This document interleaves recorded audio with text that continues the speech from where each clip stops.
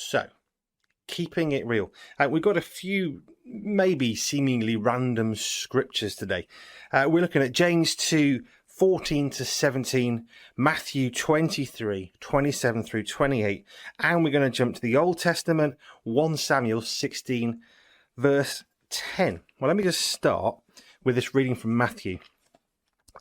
This is a bunch of stuff where basically the Pharisees are being told off, really. That's probably the best way of looking at this. So Matthew 23, 27 and 28. This is in the midst of a longer dialogue. Woe to you, scribes and Pharisees, hypocrites! For you are like whitewashed tombs, which outwardly appear beautiful, but within are full of dead people's bones and all uncleanness. So you also outwardly appear righteous to others, but within you are full of hypocrisy and lawlessness. Jesus, as ever, not particularly gentle and patient with the Pharisees, who did know better because they knew the Bible.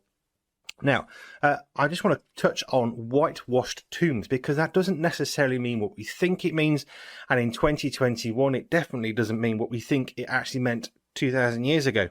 And my notes, this is my English Standard Version, it gives us a little bit of a richer understanding of what this is really talking about. So, whitewashed tombs. The Pharisees were like tombs, which in Jesus' day could be outwardly very beautiful, but within held nothing but death and decay.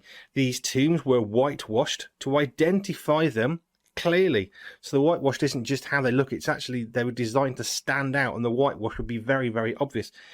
Since people would be unclean for 7 days through any contact with them. And the whole uncleanness to the Pharisees and some of the religious folk was really important. If you went to a whitewashed tomb, you had to be unclean, and there's all sorts of struggles with what that would mean and entail. So you wouldn't want to go near it.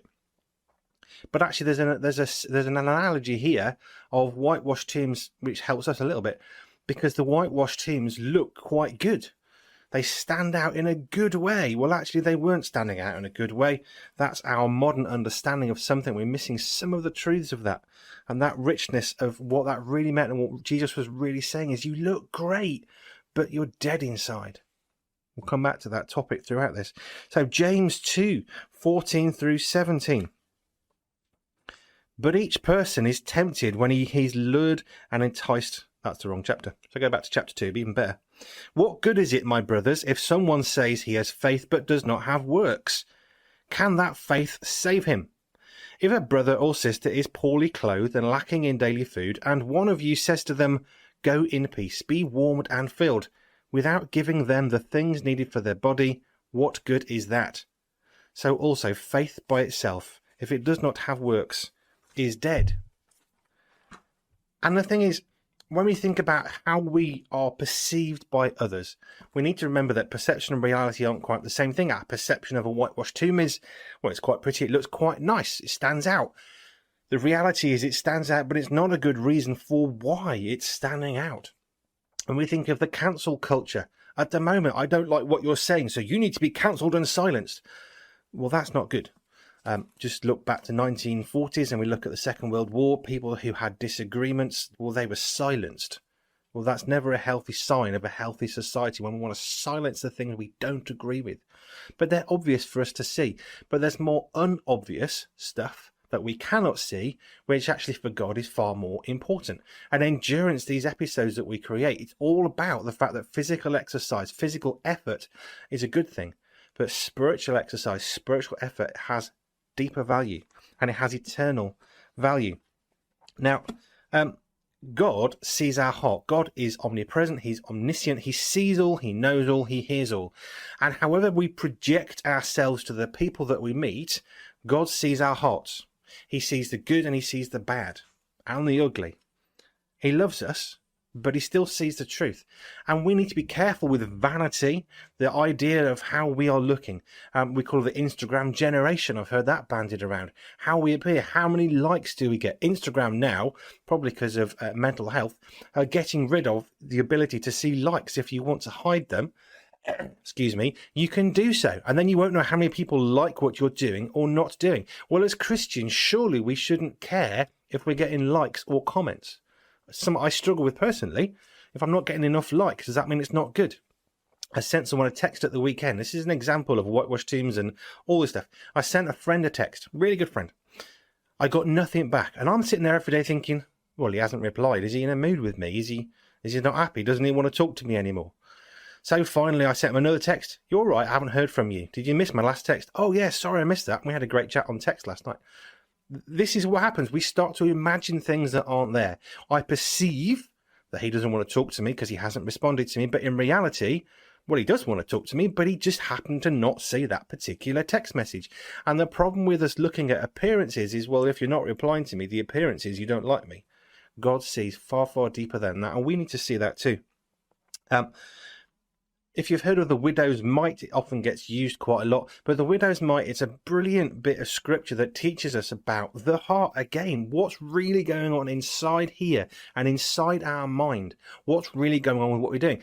All the rich folk came along and gave a pittance of their wealth. And this little old lady came in, emptied her purse into the offering. And that's the one that God is approving of. Why? Well, it's not the amount of money she's able to contribute. Her amount of money is almost irrelevant. But her heart is what God sees, is what God cares about and values. So her, in a sense, pittance offering wasn't. What we see is not much. What God sees is everything. And she gave everything she had. And that's all God desires of us, is to give our heart to him. Now, I was looking at 1 Samuel earlier. I'm thinking about the King David. I'm thinking about Samuel, their relationship, who's king, God, people, all that kind of stuff. But there's this part in 1 Samuel which really helps us to understand what's going on here when we're thinking about appearances and we're thinking about how we look. And this is from 1 Samuel 16, verse 10. And the backstory to this is they want a king, and Samuel's coming along and they're trying to choose the next king, who that's going to be. And Jesse, the dad, parades all his children in front of Samuel, the prophet, who's speaking for God. And Samuel's going along the line of these children because one of the sons of Jesse is going to be king. Samuel is going down the line looking for the king. And every time he gets to a child, God says, no, not that one, not that one. And here we have in verse 10. And Jesse made 7 of his sons pass before Samuel. Samuel said to Jesse, the Lord has not chosen these. Then Samuel said to Jesse, are all your sons here? And he said, there remains yet the youngest.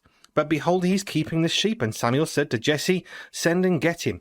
Now, a little bit earlier, Jesse's first son is, from Scripture, quite a big, formidable looking character. He's quite tall. We get that from the Scripture. He looks like a king. But God doesn't care about how we look as much as how he cares about our heart. And we can't see hearts. And Samuel is choosing the next king, but not all the sons are there. Now, there's 2 things I thought would be really important for us as we think about appearance, keeping it real. What does that mean? Samuel should have been fazed by, well, God sent me to do something from one of the sons. I've seen all the sons. He's not here. I must have got this wrong. Now, we have this wonderful thing with Samuel, great relationship with God. And what does Samuel do? Doesn't bat an eyelid in the Scripture. But I wonder if there's a little bead of sweat appearing. Have I got this wrong? But actually what Samuel then goes on to do is, well, what's going on here? Jesse says there's another one. The next son comes along. That's David.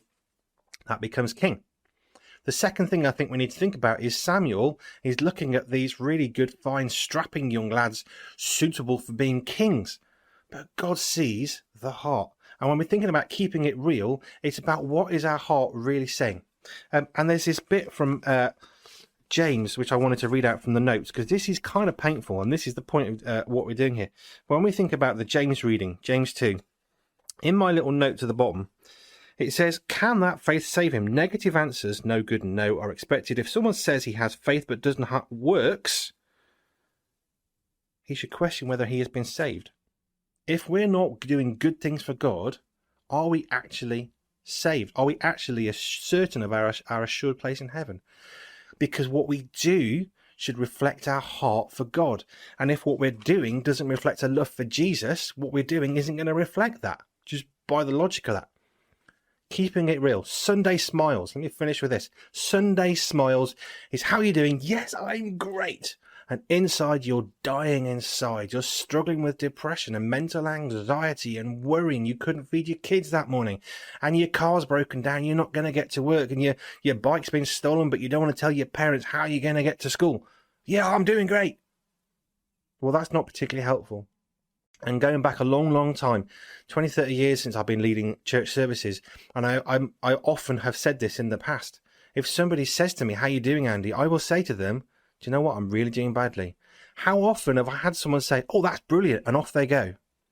If we're going to ask someone how they're doing, let's wait for an answer. Let's make sure that we're actually going to respond to the answer. And let's not send them away in God's love and peace without being that love and peace to that person.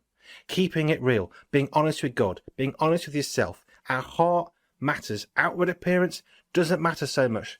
1 Timothy, the reading while we have the whole thing of endurance. Spiritual exercise is better. The outworking of the Spirit is more important than running a mile or 10 miles faster than everybody else. As great as that can be, as much as God might want you to be able to do that for His glory and kingdom, our spiritual exercise is better. So let's keep it real by checking in with our hearts, checking in with God, not being worried about what people think of us, but hearing what God's asking us to do, being sure of that, and going it no matter what.